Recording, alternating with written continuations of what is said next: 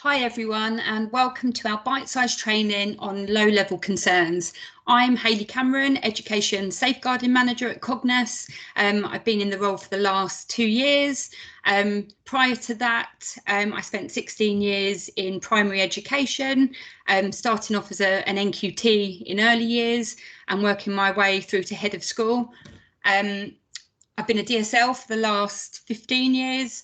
And now in my role, I work with schools to ensure safeguarding compliance, support with Ofsted visits, general concerns and queries, and to provide training. And I'm here with Steve. Yes, hello everybody. My name is Steve Welding, also part of the Education Safeguarding team at Cognos. My role within the team is mainly as a trainer. I do lots of safeguarding training for all schools, primary, secondary and early years. I also do all the prevent and radicalisation training for the local authority in Sutton. And I do online safety training for all of our students, year 5 and 6 in primary and from year 7 up to year 13 in secondary schools. So that's where I come from within the team. My background is police, detective for over 20 years in the Met Police, investigating serious crime really in the South London boroughs. But during part of those investigations, I work quite closely with lots of other agencies such as social care, prisons, probation. And this is where I got my knowledge really into multi-agency working. So today we're going to be talking about this thing now called low-level concerns, which was highlighted in the new Keeping Children Safe in Education 2021 document.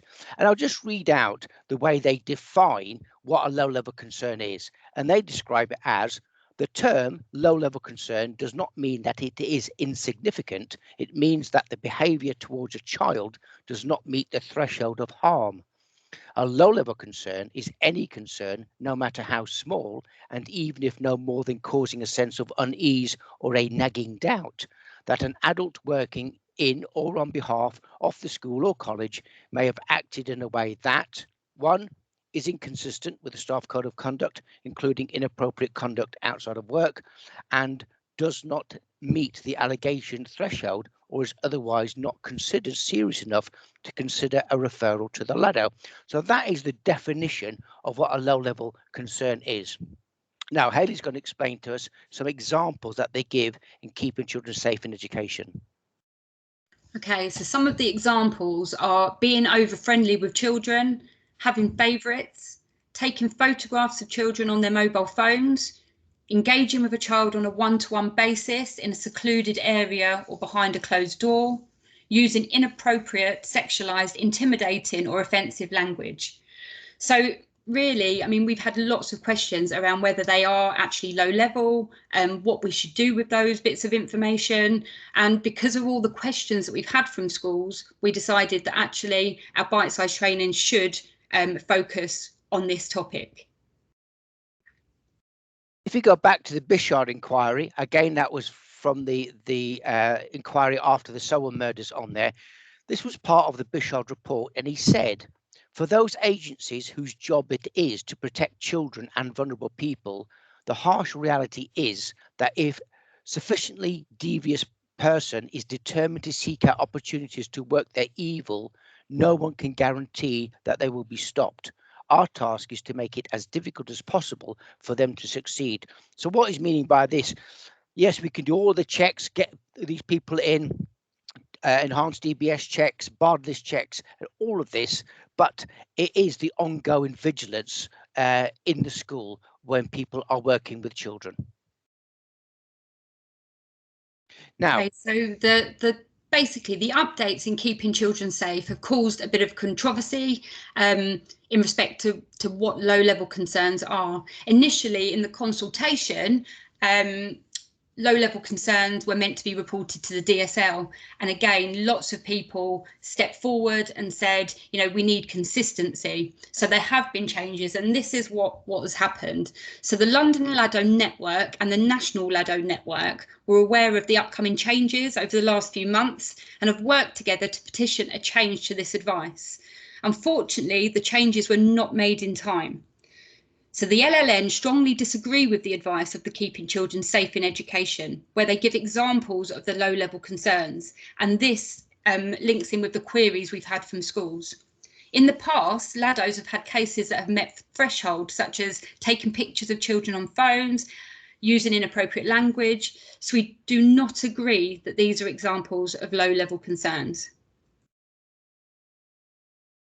So what schools are encouraged, and we really support this, you're urged to contact the LADO even for low-level concerns for the following reasons. As an employer, you will need to determine your own unconscious bias and relationship with staff member before you can address thresholds. It's always better to have a discussion with someone in order to decide on the threshold of something that could be subjective.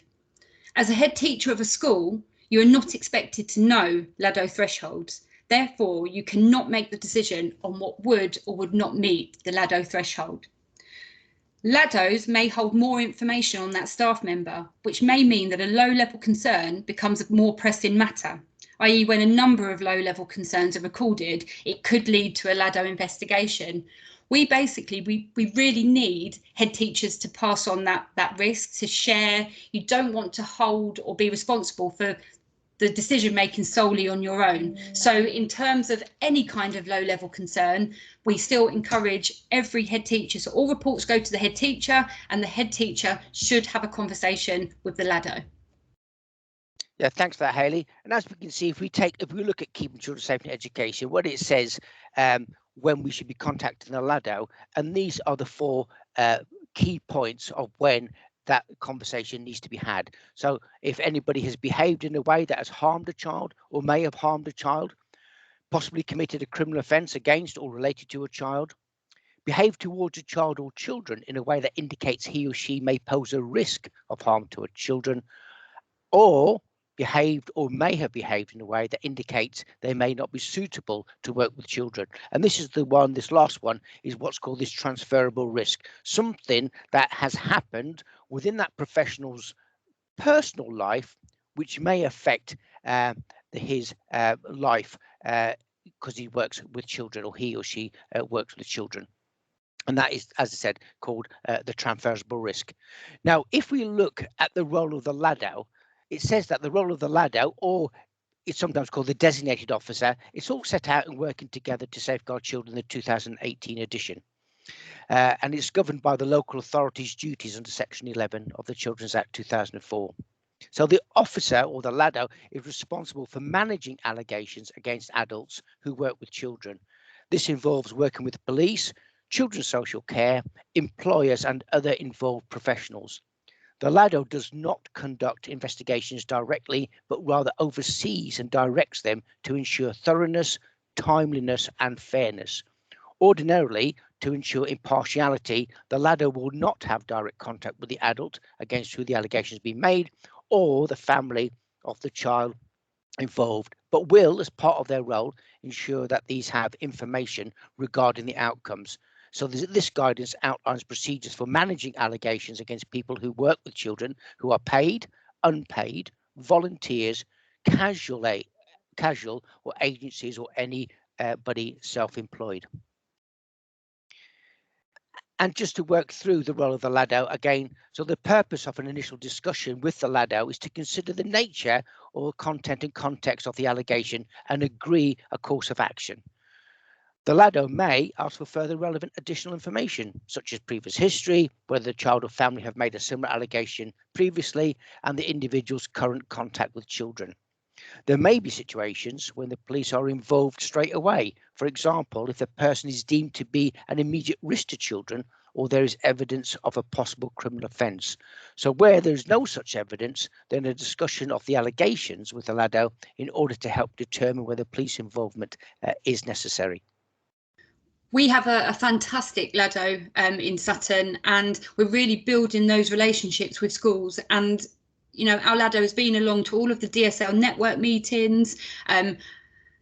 There's updates on the LSEP website, so protocols are in place and the guidance is really, really clear. But one thing that's really, really encouraged is that again, those discussions must be had. So don't feel that you are dealing with a situation on your own, even if you're not sure, or you think it's a minor concern. The Lado really encourages a phone call, an email, a conversation. So share that risk, get the support that's available to you. Absolutely. And of course, we've got this thing confidentiality as well. So again, the ladder will give some very, very good advice on how to sort of deal with this type of situation. So you'll agree the following things with the ladder. The ladder will explain who needs to know, and importantly, exactly what information can be shared. Also, how to manage speculation, leaks and gossip. As we all know, these things can get to parents potentially on there. And of course, that can be leaked up onto social media as well. Also, what, if any, information can be reasonably given to the wider community to reduce this speculation, and how to manage press interest if and when it should arise. So really some quite important advice that can be had by the ladder. And also, it's essential that any allegation of abuse made against a member of staff or volunteer in any organisation is dealt with very quickly in a fair and consistent way that provides effective protection for the child or children, and at the same time supports the person who is the subject of the allegation. Because as we all know, if an allegation is made against us, that can cause a great deal of anxiety on there.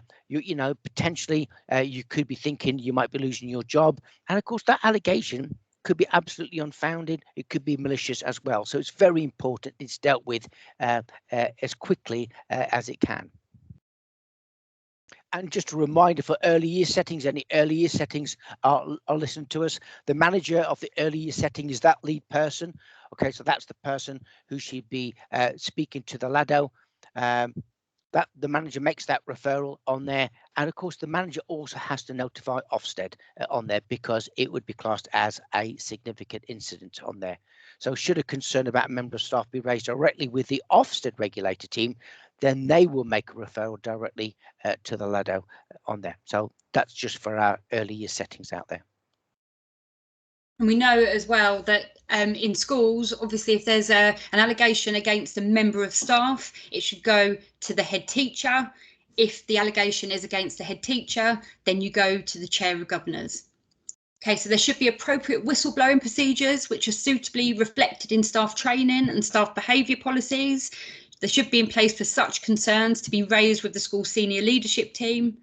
Where a staff member feels unable to raise an issue with their employer, or feels that their genuine concerns are not being addressed, other whistleblowing channels may be open to them. We put the details here for the NSPCC whistleblowing helpline. It's available as an alternative route for staff who do not feel able to raise concerns regarding child protection failures internally, or those that have concerns about the way a concern is being handled. So we put the details there.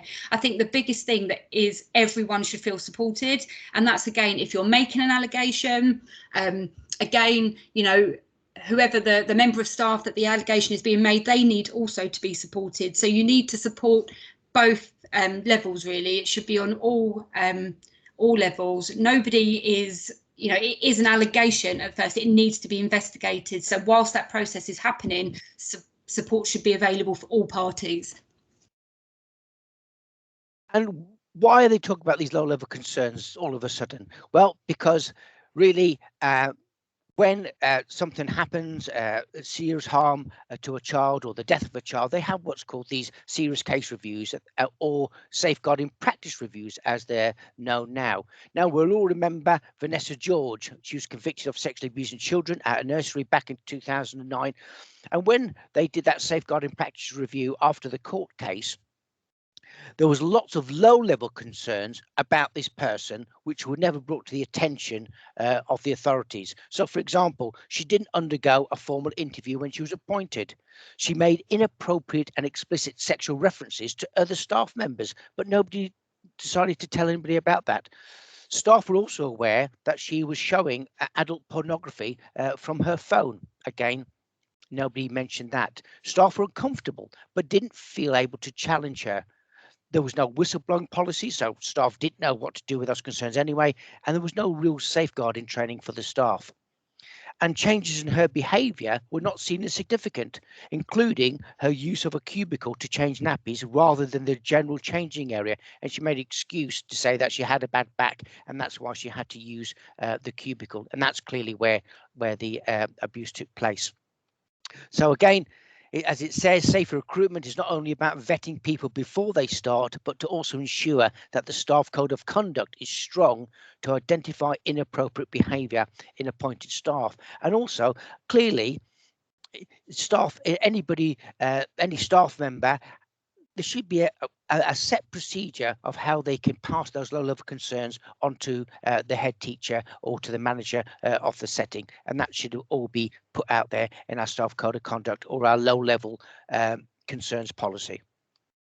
I think, as we said, we cannot always stop these things from happening, but we can do all we can to try to manage the risk, making sure our policies and procedures are in place. And I think it links back to having an ongoing culture of vigilance and having a safeguarding culture embedded within your schools and settings. So be open, no secrets, the belief that it could happen here, clear procedures for reporting concerns, supporting raising concerns and a commitment to take action, setting acceptable standards of behaviour, policies and procedures put into practice and monitored, induction and probationary periods, commitment to a safeguarding and ongoing culture of vigilance. And again, just coming to a close, really, all staff and clearly managers should be familiar with the procedures for handling these allegations. And on the slide, you can see there we've put out the 2 numbers for both Sutton and Merton for contacting the LADO, and make sure that all your staff know about your whistleblowing policy. They know how the procedures make referrals to the disclosure and barring service if a person in regulated activity has been dismissed or removed, or would have been if they hadn't resigned. Okay, and make sure, okay, when we're dealing with the LADO, like any concern, we make accurate records of any meetings and discussions that are held. And really, that takes us to the end of that small bite-sized learning on our low-level concerns on there. As you can see on the bottom of the screen there, the education safeguarding team is listed there for anybody who wants to contact us and get further advice. Hayley, I'm just going to go over to you and maybe consider what might be our next bite-sized training that we're going to put up there on the Cognos website. Yep, thanks, Steve.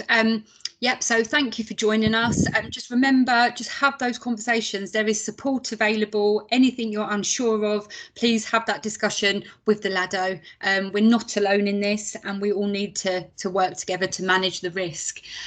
So yeah, in terms of our bite-sized training, it's really, really helpful having the discussions with you about, current themes, issues, trends, and that helps us to kind of put a plan together. So our next edition of our bite-sized training, which will be available just before February half term, will be on CME, and we'll be having Jill and Louise from our CME team leading on that. So again, watch this space, have a look at the website, and thank you for listening.